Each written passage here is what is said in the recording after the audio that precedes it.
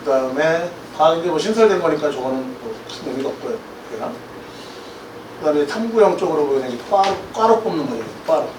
꽈로 뽑는 과들인데 이쪽은 이제 이렇게 레인지가 형성되어 있다. 본문 쪽은 그렇게 생각하시면 되고, 의외로 글로벌 리더 저기 올라가 있네요. 저거 굉장히 의외죠. 보통 저희가 글경, 그 다음에 글 경영이냐 글 경제냐 그 다음 글로벌 리더를 생각하는데 아이들은 쫄아서 거꾸로 쓸 수밖에 없는 거죠. 그런 상황들이 있는 거니까 그런 부분들을 좀 눈여겨볼 필요가 있겠죠.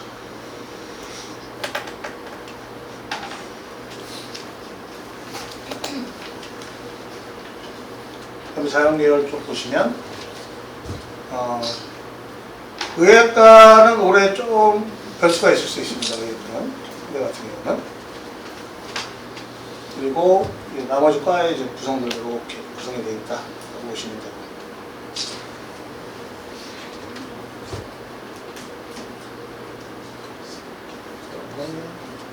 저는 개인적으로 좀 왜 컴퓨터 교육과가 이렇게 인기가 없지? 이런 생각이 좀 들긴 하고요.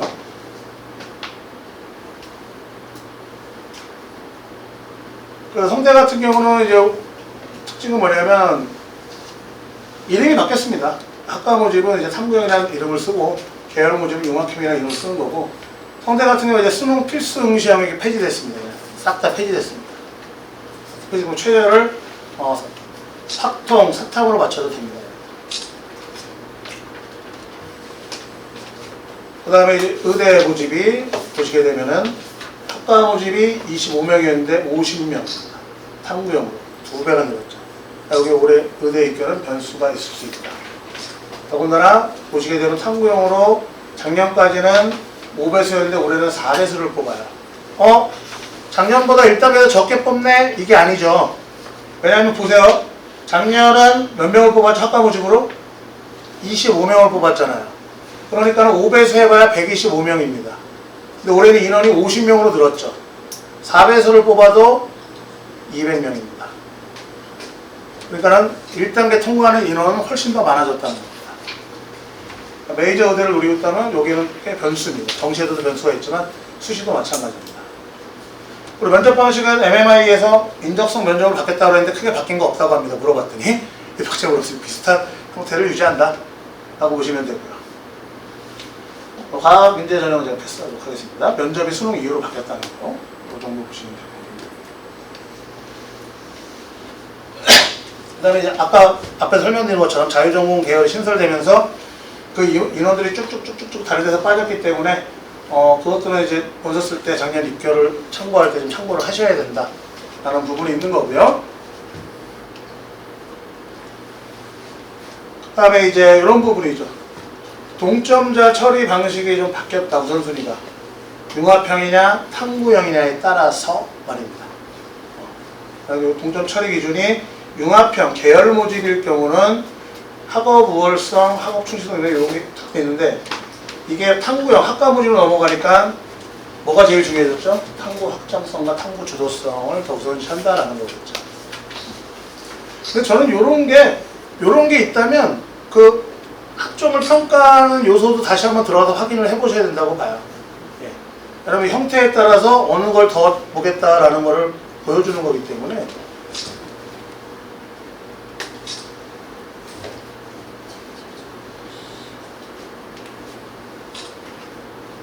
그리고 이제 서강대 같은 경우 이거 볼 거니까 패스 시키고요. 학점을 보시면 이렇게 구성이 되어 있습니다. 문과 쪽입니다. 맨 윗단에 쭉 이렇게 나가 있는 거죠. 이거는 뭘까라고 생각해보면 이쪽은 그래도 일반계를 많이 뽑나? 내신이 높게 잡히니까.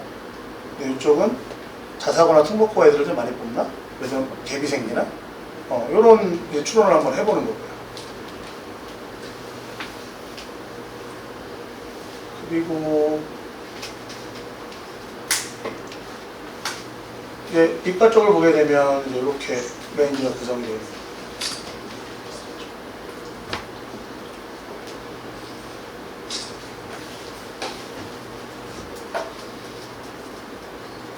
이렇게 보면 이제 화학과 다 올라가게 됩니다. 그 다음에 물리는 끝없이 추락하고 있고. 저 작년에 근데 올해도 저렇게 될까? 올라가겠죠. 제 느낌상. 저렇게까지 떨어지지 않겠죠. 이런 것들. 서강대는 큰 틀의 변화가 없습니다. 올해 큰 틀의 변화는 없고요. 강력과 좀 참고를 해보셔도 뭐 크게 문제는 없을 것 같고.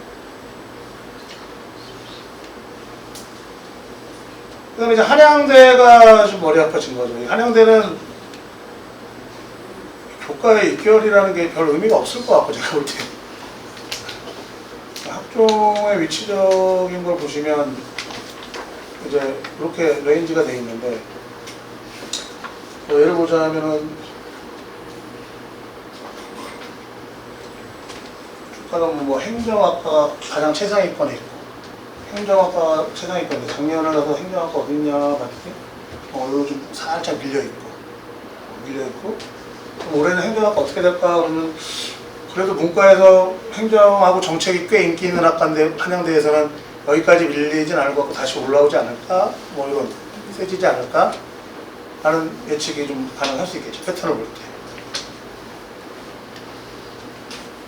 그 다음에 좀 자연계열 쪽에 있기로 보는데, 근데 이제 이 한양대가 골아파진 게 뭐냐면, 저희끼리도 내부 토론을 많이 하는데 이겁니다. 이게 폐지, 신설 뭐 이렇게 돼가지고 이렇게 돼 있는데, 이게 되게 머리 아파진 거예요. 신설은 무슨 뭐야? 신설이라고 봤더니 추천형이 신설이 됐는데, 추천형에는 학생부 교과가 있고 학생부 종합이 있어. 이렇게 되는 거죠. 예. 그럼 기존의 학생부 종합은 서류형, 면접형 이렇게 있어. 근데 서류형은 학생부 종합 100이야. 그러니까 얘는 그냥 끌려가는 거야. 근데 면접형은 얘는 다단계라서 면접이 있어. 면접이 20%가 있어. 이렇게 되는 거죠. 그러니까 결국 종합이 3개가 돼버린 겁니다. 종합이 3개가 됐어요. 추천형 종합 하나, 그 다음에 서류형 종합 하나, 면접형 종합 하나. 그렇게 3개가 된 겁니다. 근데 추천형 종합은 추천형하고 서류형은 그냥 학생부 100이야. 근데 차이점은 뭐냐면 여기에는 최저가 있어. 아마 평가하는 요소가 또 다를 수 있어요. 그럼 학교 홈페이지 들어가서 보셔야 돼요. 안 그러면 추천형하고 이렇게 나눌 리가 없으니까 그렇게 되는데, 그럼 단순하게 우리가 생각을 해보면 최저가 있으니까는 그래도 학생부 종합에서 내가 조금 밀리면은 그래도 그렇지만 난 최저를 맞출 자신이 있어 라고 판단했으면 이 둘 중에 어느 걸 써야겠죠? 위에 걸 써야죠. 최저. 여기가 실질 경쟁력을 낮을 테니까. 종합은 3개 중에 하나밖에 못 씁니다. 종합하고 교과는 둘 다 써도 됩니다. 그러니까 이 교과를 하나 쓰고 추천형 교과를 하나 쓰고 나서 이 종합을 쓰든 이 종합을 쓰든 이 종합을 쓰든 셋 중에 하나는 쓸 수 있는 겁니다. 같이. 근데 종합으로 2개는 지원이 불가합니다. 그러니까 이런 부분들도 잘 살펴보셔야 됩니다. 그 다음에 여기 서류형, 면접형이 있는데, 그럼 이거는 내가 조금 밀리는 것 같으니까는 뭔가를 통해 반전을 꾀해볼 기회가 있는 건 면접이 있는 거다, 없는 거다? 있는 거죠. 예, 그렇겠죠. 요거보다는 입결이 좀 낮을 수는 있겠죠. 예, 그런 생각들을 많이 해보셔야 된다. 라는 거. 그래서 여기가 굉장히 좀 복잡합니다. 개인적으로 저는 아직도 해결되지 않은 부분이 우리를 봐야겠지만, 뭐 실질적으로 얘기하면 이 추천형이라는 게 교과에서 나온 거거든요. 이게 교과에서 나온 거기 때문에 교과에서 갈라졌으니까 그럼 과연 얘네는 그래서 성적을 많이 볼까? 아니면은 비교과를 많이 볼까? 왜냐면 한양대는 전통적으로 종합에서 학교에서 공식적으로 밝히는 게 아예 성적을 안 본다고 그래요. 얘네들은 안 본다고 그랬어요. 작년까지도. 그러니까 이거 도대체 뭐가 맞을까? 근데 거꾸로 얘기하면 이게 또 재밌어지는 게, 그럼 고등학교 선생님들은 어떻게 애들 지원시킬까? 이 부분도 저는 되게 궁금해요. 왜냐면 고등학교 선생님들이 어쨌든 관성이 있고 그동안 해왔던 게 있기 때문에 이 추천형을 교과에서 나온 파트로 볼 건지 아니면 순수한 얘는 학종으로 볼 건지 이것도 아무도 모르잖아요. 예. 그럼 선생님들마다 판단이 틀리시겠죠. 근데 누가 맞고 누가 틀리다라고 할 수가 없는 상황인 겁니다, 지금. 근데 이런 것들이 그래서 특히 이렇게 변화가 많은 학교는 학교 홈페이지 들어가셔서 올해의 전형 평가 요소를 반드시 정독을 하셔야 됩니다. 그걸 기준으로 전형을 선택하시는 게 맞습니다. 단순히 감으로 내신의 레인지만 갖고 선택하시면 안 되고요. 과 선정도 마찬가지고요. 그런 부분들이 많이 필요하다. 중대 같은 경우 이제 중대가 학종이 두 가지가 있죠. 저는 개인적으로 되게 재밌습니다. 왜 재밌냐면 두 가지가 있는데 하나는 면접이 있고 하나는 면접이 없어요. 근데 작년하고 올해하고 면접이 있는 전형이 바뀌었습니다. 매년 이 바꿔버리고 있어요. 왜 바꾸는지 모르겠는데. 그래서 이제 융합형의 레인지는 이렇게 이제 구성이 됩니다. 대략적으로. 융합형의 레인지는 이렇게 이제 구성이 되어 있고. 좀 이제 자연 쪽 계열이고. 근데 이제 탐구형 쪽으로 가시면 또 이제 이렇게 레인지가 되겠죠.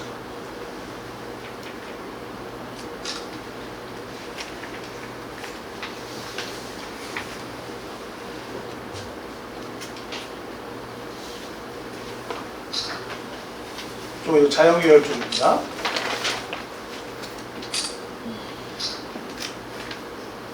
근데 중대는 보실 때 잘 보셔야 되는 게 안성도 있습니다. 안성 다빈치 캠퍼스도 있기 때문에 거기에 있는 과냐 아니냐는 좀 구분을 하셔야 되고요.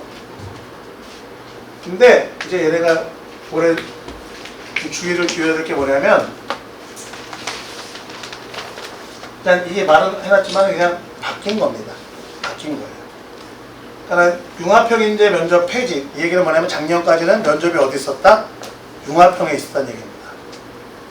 탐구형은 면접이 없었어요. 근데 올해는 탐구가 면접이 30%가 반영이 되죠. 대신 융합형은 서류 100입니다.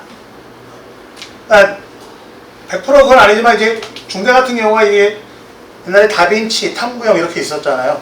올해는 이게 이름을 바꿔서 융합형. 다빈치가 융합형으로 바뀐 거죠.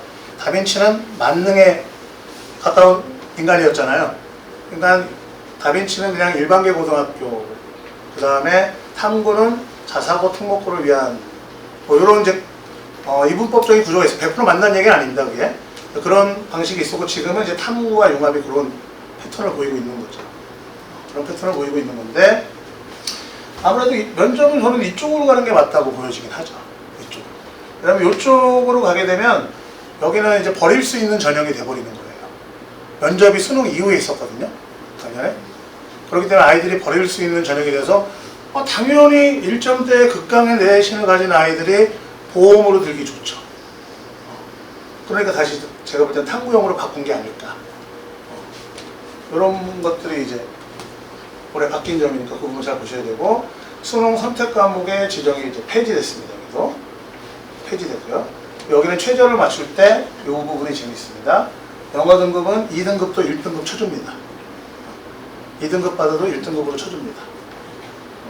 이게 굉장히 최저 맞을 때 변수더라고요. 이런 부분. 그래서 작년에 이게 때문에 또 생각나는 경우는 아까 고생하고 또 중대도 그런 경우가 있었어요. 미추홀하고 나온 아이인데 3점대 중반 정도? 중반 정도 내신인데 탐구를 써야 되나 융합을 써야 되나 고민이 된 거죠. 그래서 그 친구도 버리려고 부평 잘 봤으니까 나머지 다 있는데 이제 수학만 안 되니까 그래서 융합을 썼죠. 융합을 써가지고 1단계 통과를 했어요. 가채점을 놨어요. 면접을 가야 되냐 말아야 되냐 그러는데 중대 성적이니까 네가 생각해봐 라고 해서 안 갔어요. 안 갔다가 사실 그냥 정시로 중대 갔습니다.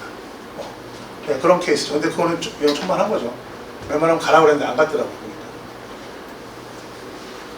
근데 이제 이런 것들이 있고요. 그 친구는 원래 탐구형 쪽에 맞을 수 있지만 융합형도 뭐 그때는 받아주긴 하더라고요. 그 다음에 이제 여기부터는 이제 이 주변 대학들 레인지를 한 겁니다. 주변에 이제 가톨릭대, 인하대, 인천대, 에리카까지만. 나머지 학교들은 제가 다음에 설명할 때 거기까지 완성이 될 테니까 그거 제가 따로 이제 자료처럼 만들어 드릴 거고요. 가톨릭대 같은 경우는 이렇게 이제 레인지가 구성이 돼 있다. 심리가 거의 최상, 지균이군요. 근데 가톨릭은 이 면접 입결이 올해는 아마 면접이 없는 걸로 알고 있어요. 서류로 통합이 된 걸로 알고 있어서 작년 입결이 그렇게 큰 의미가 있지 않지만 과별 레인지만 좀 생각해 보시면 어쨌든 심리학과가 최상단을 차지하고 있다. 문과 쪽에서는 최상단을 차지하고 있고, 그다음에 어문 계열이 뭐 밑을 차지하고 있기 때문에 커다란 뭐 변화폭이 있는 과가 그렇게 있지는 않는 것 같고요. 이과 계열은 이렇게 보시면 되겠죠.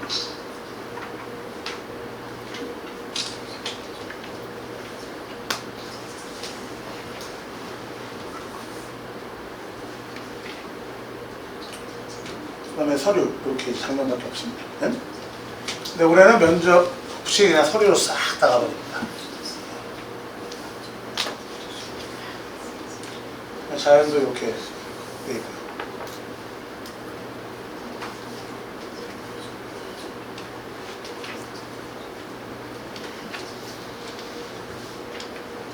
논술은 패스가 있습니다.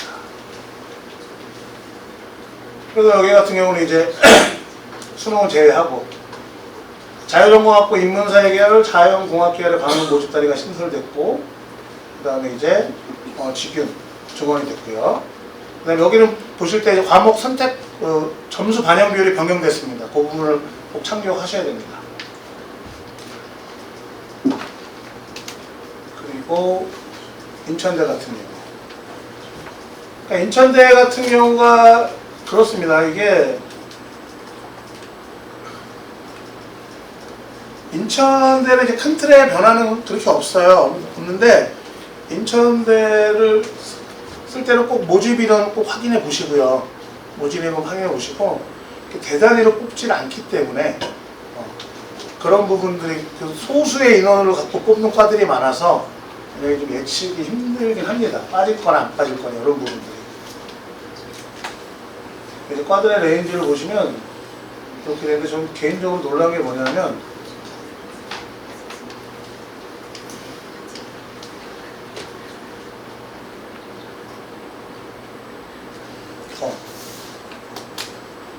저는 인천대 하면 동부가 이게 가장 좋다고 보거든요. 지금 어쩔지 모르겠으나. 근데 꽤 낮게, 생각보다는 낮게 형성이 되어 있어서 이렇게 낮게 형성이 되어 있고, 그 다음에 과마다 좀 널뛰긴 하는데, 이렇게 되면 어문 계열이 이제 낮게 형성이 되어 있고, 그 다음에 여기가 사범대가 좀 굉장히 높게 형성되어 있다. 교사 자격증을 딸 수 있기 때문에 문과 쪽은 사범대가 상위권을 형성하고 있다라고 보시면 됩니다. 근데 이제 보여지는 게, 그리고 이제 보시게 되면 여기 이과 쪽입니다. 인천대 있죠. 그러니까 인천대 같은 경우가 정시 입결로 생각을 해보면 문과는 인하대 바로 밑이라고 보시면 돼요. 정시에서. 왜냐하면 문과는 이렇잖아요. 국민대, 숭실대, 세종대 붙으면 아이들이 인하대 안 가고 거길 가죠. 인서울이니까. 그죠? 근데 공대로 얘기하면 갈려요, 약간. 공대로 얘기하면은 숭실대랑 인하대를 붙었다.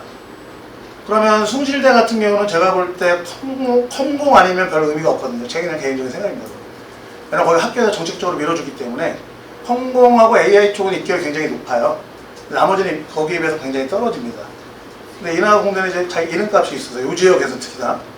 그래서 보통 이제 인하대 가는 친구들이 많고 과가 괜찮다면. 근데 숭실대가 이제 컴공 정도 되면 그걸로 정식에서 경향을 보여드리는 거예요. 그걸로 가버리고. 국민대라고 하면 너무 멀죠, 여기서. 그럼 인하공대보다 좋아? 별로 좋은 것 같지도 않고. 그러니까 동국대까지가 고민하는 라인인 것 같더라고요. 동국대가 과가 괜찮으면 당연히 인서울이고 동국대니까 가는 거고. 인하대는 과가 좋아, 동국대는 과가 별로 그러면 그냥 인하대 가는 성향들이 좀 있고요. 이 동네가. 보면. 근데 건대부터는 이제 뒤도 안 돌아보고 가죠. 그쵸? 건대부터는. 근데요, 꽤 많이 올라왔습니다. 건동우숙은 이제 옛날 말입니다. 이렇게 봐야겠죠? 경시, 건. 비슷하다. 왜냐하면 건대는 서울에 있고, 경희대의 주요 이공계 학과들은 용인에 있죠. 국제케믹. 일원화 케믹을 한데, 거기 있다 보니까 아이들이 서울 가고자 해서, 아니, 경희대 가려니까 해도 그냥 건대 가는 애들 많아요. 동네 아이들. 이해가 안 되는 행태입니다. 이렇게 이제 인천대는 점수대별로 형성이 되어 있고,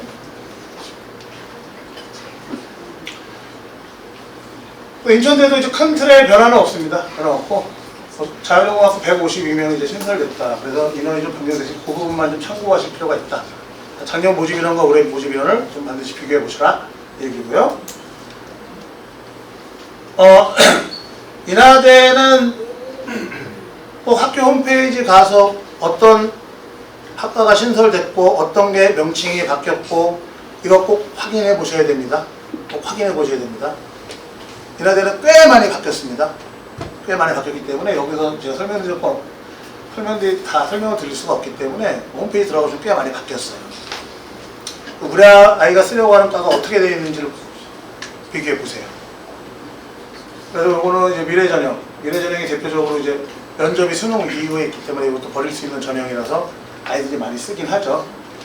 그래서 이제 인문 쪽은 이렇게 라인이 형성되어 있고요.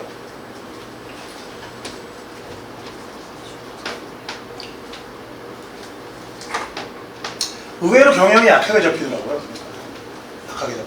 약하게 잡혔어요. 그랬더니 쭉 해서 여기까지 쭉 가버렸죠.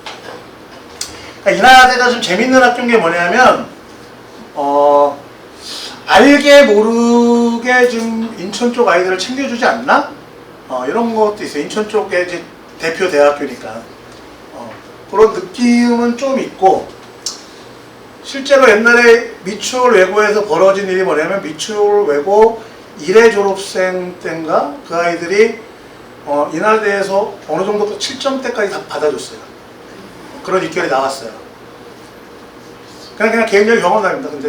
근데 그 다음에 그럼 학교에 소문이 퍼졌을 거 아니에요. 야, 우리는 인하대 무조건 갈 수 있어. 했는데 그 다음에 5점대, 4점대, 5점대까지 다 칼같이 다 잘랐다는 또 그거 믿고 했다가 땅을 치는 아이들이 꽤 많았다는 그런 우스갯소리가 있습니다. 그 학교 학생한테 들은 얘기입니다. 그런 결과들도 있었고, 그 다음에 자연기업이 이제 이렇게 형성이 되고 있죠.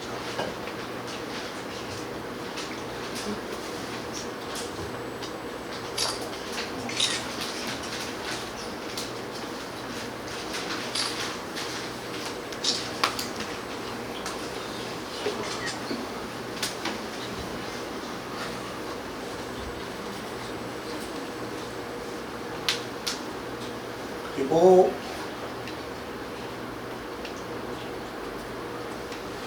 지금 쪽이니까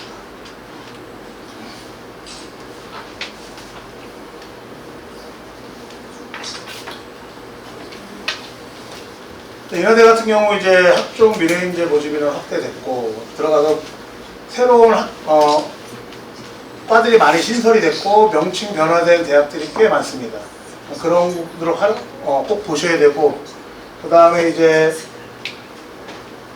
평가 요소라든지 이런 것들을 꼭 확인해 보시고요. 우리 아이 거랑.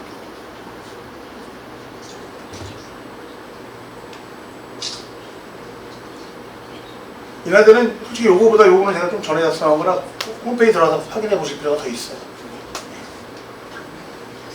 마지막으로 에리카 같은 경우는 이제 큰 변화는 없습니다. 큰 변화는 없고,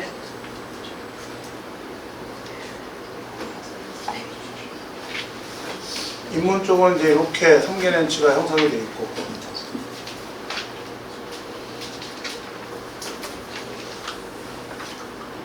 자연 쪽을 보면 이렇게 이제 형성이 되어 있죠.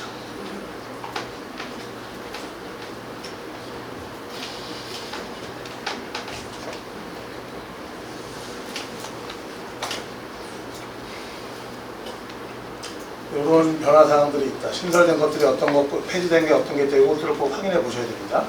확인해 보실 필요가 있고, 특히 여기는 이제 레인보우 시티라고 학교에 밀어주는, 정책적으로 밀어주는 과들이 있기 때문에 그 부분들 한번 확인해 보실 필요는 있어요. 이 정도로 오늘 이제 제가 준비한 거 마치겠고, 그러니까 오늘 대략적으로 아웃라인을 어떻게 잡아야 되는가, 아직 시간이 있잖아요. 지금 이게 7월 달이니까, 그렇죠? 7월부터 이제 8월, 그 다음에 9월 평가원 보고 해야 되는데, 이거를 아셔야 됩니다. 이거를 수능 경쟁력이 있느냐 없느냐에 따라서 내 아이의 소위 원서질이라는 건 달라진다는 겁니다. 내가 수능에서 그래도 어느 정도까지 자신감이 있으면 상향으로 많이 질러볼 수가 있는 거고, 수능 경쟁력이 아예 제로에 가깝다라고 하면 어쩔 수 없이 학생부를 가지고 원서를 6장을 쓰는데 여기서 무조건 합격이 돼야 되는 상황인 거잖아요. 이게 포인트입니다. 나는 학생부 경쟁력과 수능 경쟁력 두 가지가 있을 때 어디가 위에 있냐에 따라서 원서 쓰는 게 틀려진다. 그러니까 애들 공부시키셔야 됩니다. 집에서 놀게 하시면 안 됩니다. 놀게 하면. 최저만 맞춘다고 했다가 못 맞추는 경우가 아주 수두룩합니다.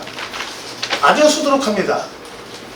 왜 그러냐면 지금 잘 보세요. 마지막에 제가 드린 말씀은 지금 기말고사 보기 전까지 어쨌든 공부했어요.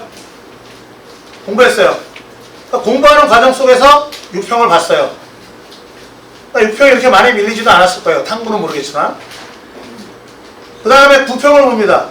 근데 아이들이 이제부터 공부 안 합니다. 왜? 내신 수업 끝났잖아요. 학생부 종합 쓰잖아요. 종합은 대부분 최저가 없습니다. 있는 게 많지 않아요. 그러다 보니까 이 중에 하나는 붙겠죠. 이 생각이 머릿속에 들어오겠죠.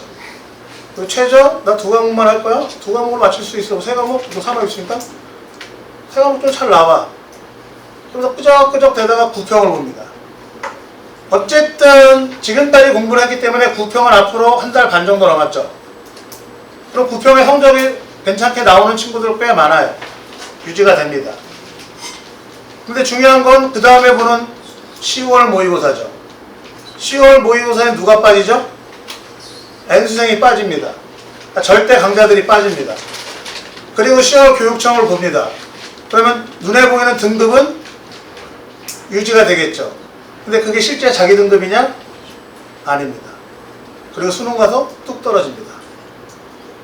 그러면 내년에 저랑 상담을 합니다. 입학 상담을 합니다. 진짜 그렇다니까요.